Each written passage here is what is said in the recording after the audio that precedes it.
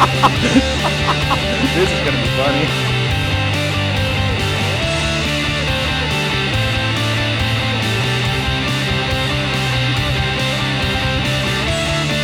All right guys, so today we're gonna talk about something that can save your airplane. It's gonna sound like a joke at first, but I'm dead serious about this. I have planes that I've had flying for 9, 10 plus years, and I'm convinced that this is the reason they've been flying so long. And that's because I clean them after every session of flying. Not because they're clean, that's not why they last, but because when I take the time to clean my plane after a session of flying, I find problems. For instance, I got this wing here, and while I'm cleaning, I'll kind of grab all these connections and make sure everything's nice and tight. Make sure I don't have any screws missing, any bolts that are coming out, any broken ball joints, anything like that. Make sure my servo's nice and tight. Make sure everything's still looking good. And I can't tell you how many times I've gotten done flying and I found a servo arm loose or something silly that happens. It happens to all of us.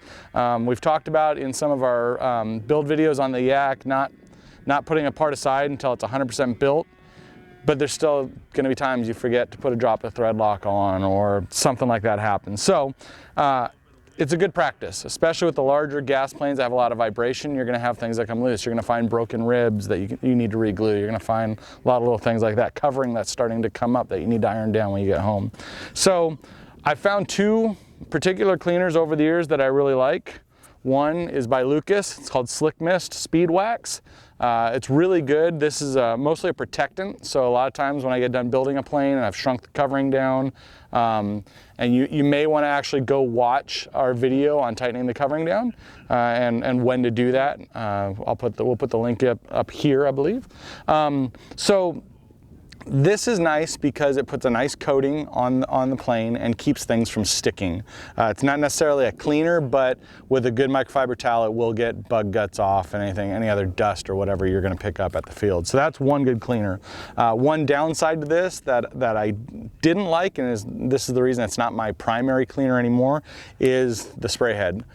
This tends to leak, especially if you don't have it in an upright position at all times, like if you don't have a rack on a trailer to keep it in. When it's laying down, this will leak and it can kind of make a mess. Luckily, it's a cleaner, so it's not too messy. So the other cleaner I really like is this original Bike Spirits spray cleaner and polish right here. It's an aerosol, as you can see, so it's got a spray like a paint can, like a rattle can. The other nice thing is this is a cleaner and polish, so it cleans really nice. So like if you've got bug guts on your plane, you just put a little spray on it and it comes right off. So this is a really good cleaner I really like. It's very inexpensive. We'll put the links on Amazon to both of these below, but pick it up and check it out. It also buffs and shines really nice. So you put it on, use it as a cleaner, get everything off, let it sit for 30 seconds or so and dry, and then hit it again with a microfiber, and it really brings out a nice shine on your models. So the other component to this is microfiber towel. So we've got two kinds of microfiber towels here. This is the cheapie you buy at Harbor Freight Tools, buy like 10 of them for $5. This is a high-end Adams Polishes microfiber towel, much more soft, much easier on the surface, but the trade-off is this won't clean stuff off the surface as well as this will. Has a little more scrubbing properties. So just kind of depends on what you're doing. My sport planes, I usually use something like this. My competition planes that I really want to keep shining, I don't want to dull at all, I'll use the higher end towels, but these can get kind of pricey. Both work great. Just make sure you're using a good towel. Don't use a terry cloth or paper towels. Paper towels tend to be a little rough. So that's the cleaners I like to use. Now, what I don't like to use is things like Windex and 409, because these products have ammonia in them, which can actually make your film covering a little brittle over time, and it can cause it to actually crack and rip. So I try to avoid those. Obviously,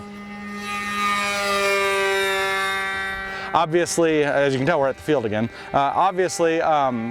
If you're flying like a glow plane that puts out a lot of grease and oil, you're going to need to use something like that to get that stuff off the surface, and then you can come back with something like this to clean it up. So anyways, we got the wings to the 105-inch laser here. Fortunately for us, Joe missed a spot last time we were out, and we've got some bug splatter here from flying, so we'll just do a little sample of how this works. We got some bug guts here. Let's put a little spray on. We'll take our microfiber towel here from Harbor Freight tools, and as you can see, takes everything right off.